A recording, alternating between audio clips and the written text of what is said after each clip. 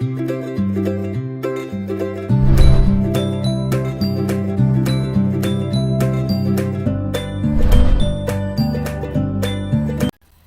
ريت لو عجبتكم الفيديوهات تشتركوا في القناة وتفعلوا الجرس.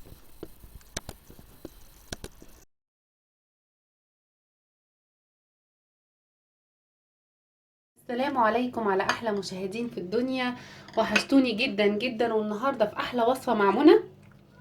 النهارده هنعمل الفراخ البانيه بقى بتتبيله تحفه، وكل اللي هيدوقها ان شاء الله منك هيقولك ايه ده انت عاملاها ازاي والتتبيله دي ازاي، لانها دي احسن تتبيله انا بعد كذا وصفه جربتها لقيتها حلوه جدا جدا وتحفه بجد. فاللي احنا هنعمله دلوقتي ايه بقى في الفراخ البانيه، وهقول لك برضو تكاتها وحركاتها ان هي ما تفكش في القلي وتطلع زي بتاعت بره ويمكن احسن. اول حاجه هنعمل ايه، انا هو صدر الفرخه اهو شارياه، هما بيدوه كده بالشكل ده كده متقطع. الاول قبل ما اخش في المقادير هعرفك اللي هي مقادير التوابل بتاعتها، هعرفك بس ازاي، لان دي خطوه مهمه. ازاي تقطعي صدر الفرخه بانيه، احيانا في بعض المحلات بتبيعه كده مش بتقطعه. طب احنا هنقطعه ازاي بانيه بقى؟ بصوا كده معايا اهو، هقسمه كده اتنين اهو، هقسمه كده الاول اتنين، خلاص قسمته خلاص اهو اتنين. هاخد كده النص اللي هو ده كده، اضغط على الحته دي كده هو بالطول كده، واقطع كده، واقطع من الاول للاخر. يعني هو بصوا شكله عامل ازاي، زي شبه القلب كده، يبقى من اول فوق كده لحد تحت كده، واقطع رقيق كده كده، واضغط عليه كده واقطع اهو كده كده كده كده كده اهي. ادي ايه اول واحده، واحطها كده على جنب. هو هيكبر يعني اول واحده، بعدين هتلاقيها كبرت، الحته الاولانيه بتبقى صغيره، بعد كده بيبدا ايه يفرد معايا في حجمه من تحت. ايه ادي التانية اهي، ادي اول خطوه ايه هنعملها اهي. هنبدا نقطع اهو يا حبايبي، اهو بنبدا نقطعه كده اهو، كده بالشكل ده كده زي ما احنا شايفين. وهقول لكم بعد كده بعد لما بنقطعه كده ايه اللي بعد كده اللي لازم يتعمل. بالشكل ده كده هندق عليها كده، بالشكل ده كده هندق عليها كده. ليه بقى؟ علشان تنعم كده اهي. بصوا حتى بتفرد معايا ازاي الشريحة، تلاقي الشريحة بتفرد معايا، شريحة قطعة الصدر هي البانيه بتفرد ايه، بتفرد معايا اهي، وبتبقى حلوة قوي اهي. ادي دي كده خلاص، اما الاقيها عملت معايا كده يبقى كده هي خلاص كده تمام كده اهي. بصي بتبقى كده بالشكل ده كده رقيق. بصي معايا كده بقى يا قمر اهو، انا عملت ايه ده بقى دلوقتي اهو. نعمت زي ما انا قلت، دقيت عليها ماشيه عليها وحلوه قوي، كل ان شاء الله يدوقها يعني هتعجبهم من ايدك قوي. دي اول حاجه. الزعيم معانا هنا ده البصل، بصل مقطعاه انا كده علشان هاخد ميته. هاخد ميه البصل ازاي؟ حط عليه معلقه ملح صغيره ونقطتين ليمون، علشان اقدر ان انا اخد الميه بتاعه البصل، وبسيبها حوالي ربع ساعه عشان اخد ميه البصل. بس انا مش عايزه البصل بيبقى في الفراخ البانيه. وانا عندي هنا التوابل بتاعتها، عندي معلقه صغيره كزبره، وعندي معلقه صغيره من الجنزبيل الفريش المفروم، او البودر عادي، الاتنين ما فيش فرق يعني. وده عندي هنا معلقه صغيره كاتشب، وعندي نص معلقه صغيره من الفلفل الاسود، وعندي ربع معلقه صغيره من الكمون، وعندي نص معلقه من ايه ده، قشره بصل جت من ايديا هنا. وعندي نص معلقه من الكركم. الكركم بيديلها برضو طعم حلو قوي. دي تتبيلتها هي الخاصه اللي هي الحلوه، اللي هي كزبره وكركم وكمون وفلفل اسود ومعلقه كاتشب والجنزبيل المفروم. وكمان معانا توم مفروم، فصين كبار من التوم المفروم. ومعانا هناخد من هنا معلقه زيت، هقولها لكم برضو ده المقادير تاني وانا بتبلها. معلقه زيت زيتون او اي زيت، النتيجه واحده مفيش مشكله. وعندي نعناع، هاخد برضو منه فركه النعناع عليها، دي بتديها فعلا طعم مختلف وريحه حلوه قوي. وعندي الليمون، نص ليمون مش نصها، هاخد منها معلقه، يعني سنه اسمها كده، هاخد منها معلقه صغيره، هتشوفوا دلوقتي وانا ايه بعملها. طيب يلا نبدا بقى، بسم الله. الاول هناخد الزعيم بتاعنا اللي هي ميه البصل. انا مش عايزه البصل، يعني انا مش عايزه البصل ينزل في الفراخ البانيه، فهاخد ميته، فهمسكه كده، عشان كده حاطين عليه الايه، اهي اهي ادي ميه البصل كده، تعصري كده تنزل اهي ميه البصل على الفراخ. التفل ده لا، انا مش عايزه على الفراخ البانيه. تفل البصل هنا ده انا مش محتاجاه اهو. همسك كده البصل، وعشان كده عشان تستخلصي ميه البصل قطعي، النصيحه اللي انا بقولها لك، قطعي البصل بالشكل ده كده زي مكعبات صغيره، عشان تعرفي تمسكيه كده وتستخلصي ايه. بصوا اهي الميه اهي، تمسكيه كده وتعصري كده بايدك وتستخلصي ايه، ميه البصل اهي. لانك لو فرمتيه ناعم يا قمر يبقى خلاص مش هتعرف تطلع منه الميه يا جميل، يبقى كده مش هينفع بقى خلاص. فاحنا بنقطعه كده اهو بالشكل ده كده، وتعصري بقى كده اهو عشان نستخلص ميه البصل. ميه البصل من الحاجات اللي بتدي طعم قوي في التتبيلات على فكره جدا. ايه بقى، ادي استخلصنا اهو، ادي ميه البصل.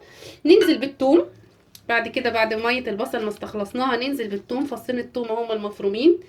وبعدين ننزل بمعلقه صغيره ليمون اهي، مش كل نص الليمونه، معلقه اهي صغيره من الليمون، اعصر كده على المعلقه الصغيره كده اهي، وانزل كده عليها بس. ومعلقه صغيره من الخل، كل الحاجات دي بيديها طعم تحفه اهو.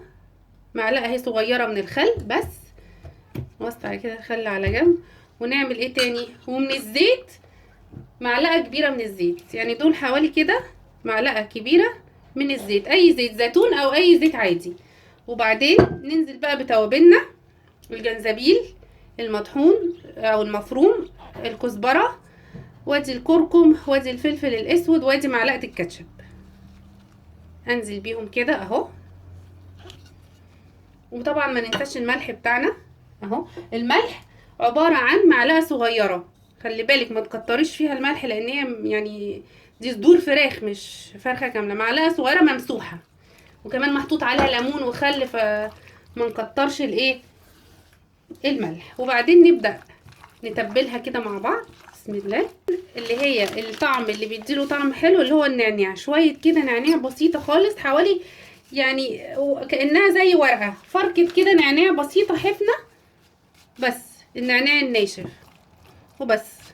وبسيبها بقى كده في الخلطه بتاعتها على الاقل نص ساعه في التلاجة على الاقل، وكل ما بتقعد اكتر بتبقى احلى، يعني على الاقل في التلاجة نص ساعة. وكل لما يعني يا سلام لو بيتيها ليلة، يعني بقولك كل ما بتقعد بتبقى احسن، بتبقى في الطعم روعة. هحطها بقى في التلاجة على الاقل نص ساعة، وبعدين هجيلكوا تاني.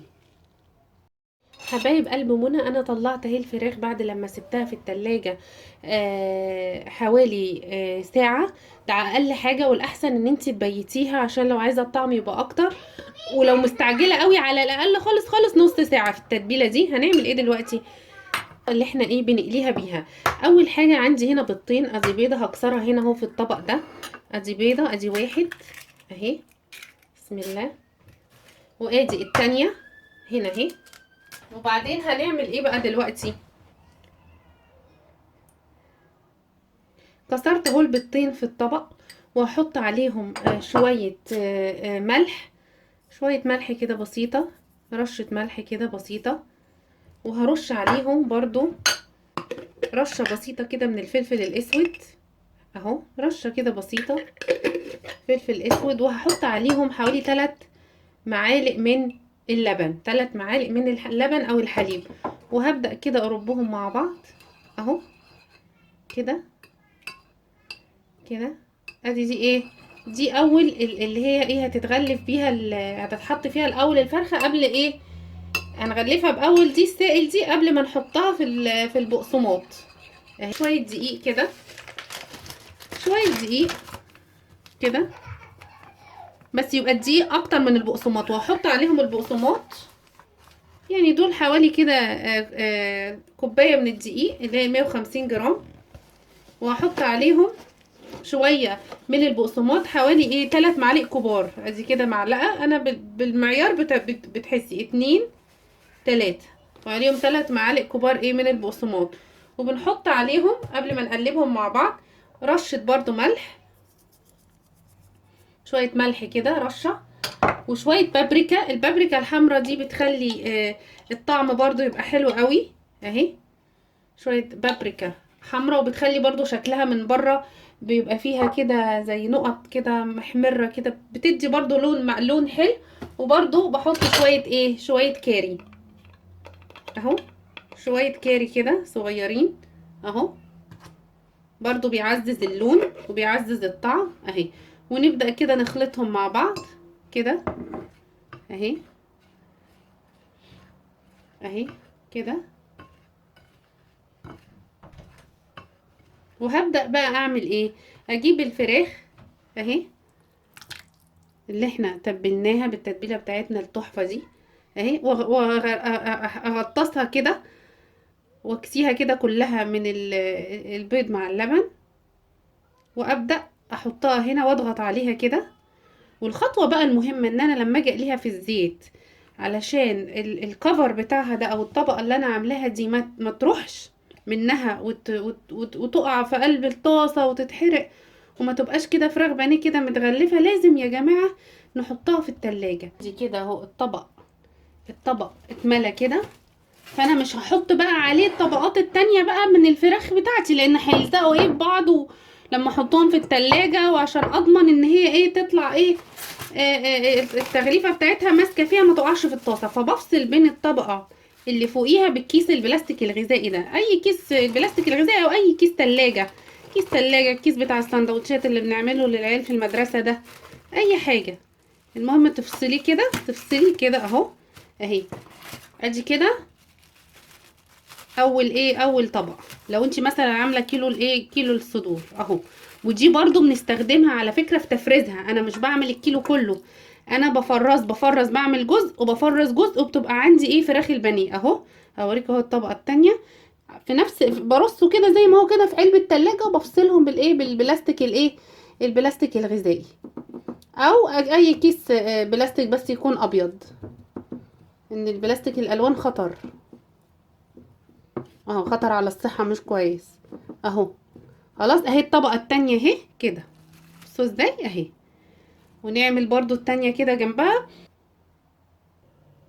شوفوا كده معايا يا حبايبي اهو، انا خلصت كده كل الصفوف اهي بتاعت الفراخ البانيه، وبين كل صف وصف طبقة من البلاستيك الغذائي او اي كيس بلاستيك بتاع السندوتشات دوت. ودي انا بحطها في التلاجة على الاقل نص ساعة. ليه؟ عشان اضمن ان الطبقة بتاعت الدقيق والبقسماط مع البيض مسكت مع بعض، فلما هاجي هقليها بتطلع يعني بتطلع ماسكة نفسها، ومش بتقع الطبقة في الطاسة بقى وتتحرق، وبتبقى احلى فراخ بانيه.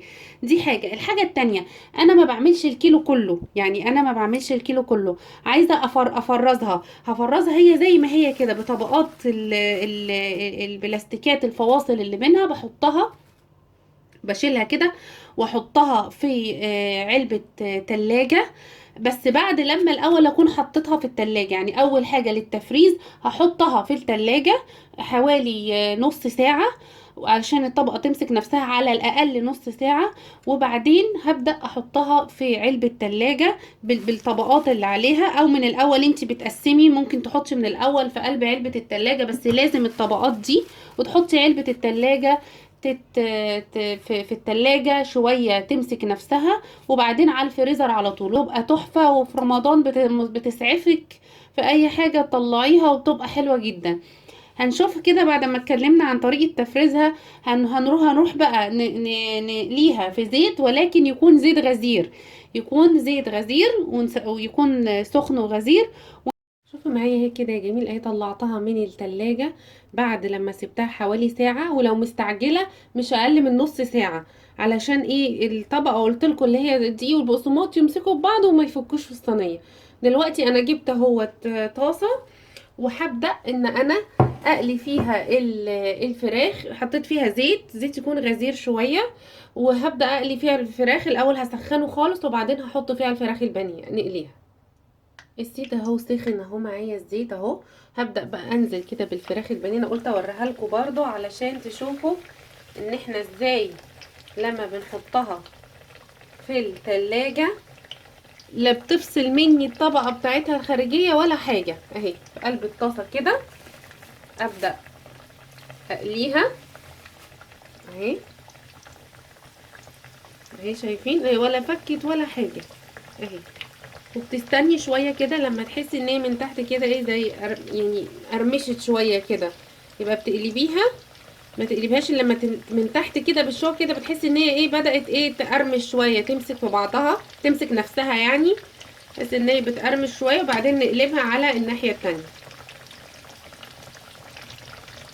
اهو. قلبتها اهو، قلبت واحدة اهو الناحية التانية، وبصوا زي ما هي. شفتوا الطبقة اهي، الطبقة الخارجية بتاعت الدقيق البقسماط لا فكت ولا حاجة عشان حطيناها ايه في التلاجة اهي. شوفوا بقلب فيها اهي، ولا الهوا ولا بتطلع ولا الهوا يحركوا. شفتوا؟ عشان قلتلكوا الطريقة دي جميلة وبجد ناجحة وحلوة في الفراخ البانيه. بس حتة التلاجة دي لازم بعد لما بنكسيها بالدقيق والبقسماط، بالبيض والدقيق والبقسماط اهي. اقلب التانية اهي اهي. شوفوا ولا بقى اتقطعت مني ولا ايه، وزي الفل وبقى طعمها تحفة. هخلصهم بقى. شوفي بقى يا جميله اهو، خلاص انا قليتها وحطيتها في الطبق ووريتها لكم اهو في الطاسه. بنقلبها ما يعني ما فيش، ما بتقعش مني الطبقه اهي بتاعتها. وادي قطعه اهي، بصوا بتبقى ماسكه متماسكه ازاي الطبقه اهي. الطبقه بتاعت البيض والدقيق والبقسماط اهي. وبتبقى من جوه، من جوه بتكون طريه، ومن بره بصي ماسكه فيها الطبقه ازاي. من جوه بتبقى طريه، من بره بتبقى زي كريسبي بسيط كده، بتبقى حلوه قوي. واهي وشكلها جميل وحلو ان شاء الله. وبصوا الكركم، بصوا لما بنحط عليها الكركم، لما بتحط عليها الكركم بيبقى شكلها قد ايه، بيبقى شكلها قد ايه جميل. لما بنحط عليها بيدي لون زي ذهبي. لما حطينا على دي الكركم جربوها وان شاء الله هتعجبكم قوي. ولو عجبكم الفيديو ما تنسوش تشتركوا في القناة عشان يوصل لكم كل وصفة انا بعملها. في احلى وصفة مع منى من الزرار الاحمر اللي هو تحت الفيديو. ولايك وشير فضلا وليس امرا. وان شاء الله اشوفكم في فيديو جديد في وصفة حلوة مع منى. مع السلامة.